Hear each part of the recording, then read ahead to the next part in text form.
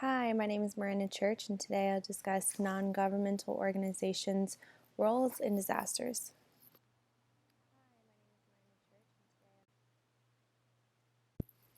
NGOs are nonprofit making voluntary based and are independent of the government, usually concerned with developmental and societal issues. They play important roles in disasters and emergency management and are typically focused on emergency food relief, temporary shelter, emergency medical aid, debris removal, and habitat restoration, trauma counseling, and raising families.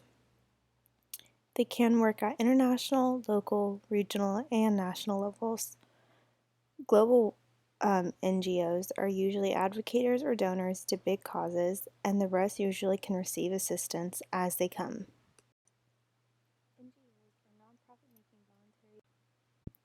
During the pre-disaster time, NGOs send out awareness info. They start education and training. Local teams and committees are set up. They establish mock drills, coordinate with government and other agencies. In the direct aftermath of the disaster, they extend assistance in rescue and first aid. They set up sanitation and hygiene, and they are allowed damage help to other agencies and bring relief materials. In the post-disaster time period, they provide technical and material support for safe construction. They revive education buildings, restore livelihood, and assist government in monitoring reconstruction and recovery. NGOs often receive accreditation for serving as partners for advocacy at different levels and keep engaged with the government for reviewing different policies to address concerns for disaster management. Large non-governmental organizations, like the American Red Cross, are often part of the first response and have very specific things they do. Large resources are available to them, and they can pull from all over the world to establish a large set of resources. Salvation Army is another example of a large NGO. Small local NGOs are often focused on the local homeless populations that are struggling during disasters. NGOs' best advantage is working at the grassroots level with those they are serving.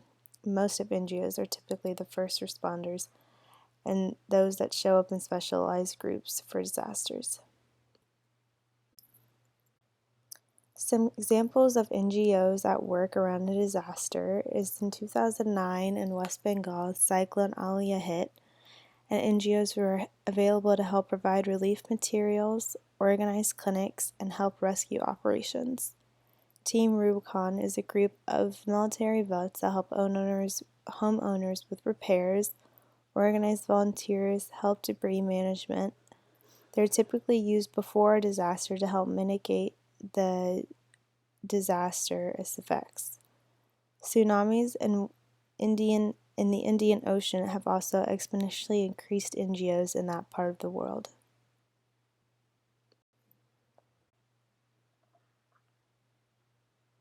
Some examples of NGOs at work around the disaster is in 2009 in West Bengal, Cyclone Aliyah hit, and NGOs were available to help provide relief materials, organize clinics, and help rescue operations. Team Rubicon is a group of military vets that help homeowners with repairs, organize volunteers, help debris management.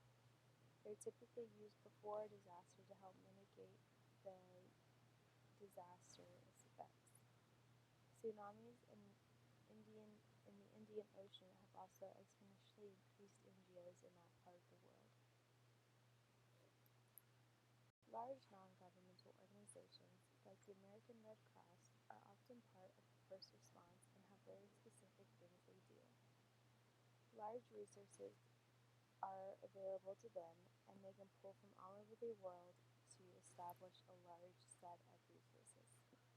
Salvation Army is another example of a large NGO. Small local NGOs are often focused on local homeless populations that are in struggling during disasters. NGO's best advantage is working at the grassroots level with those they are serving. Most of NGOs are typically the first responders and those that show up in specialized groups for disasters. During the pre-disaster time, NGOs send out awareness info. They start education and training. Local teams and committees are set up.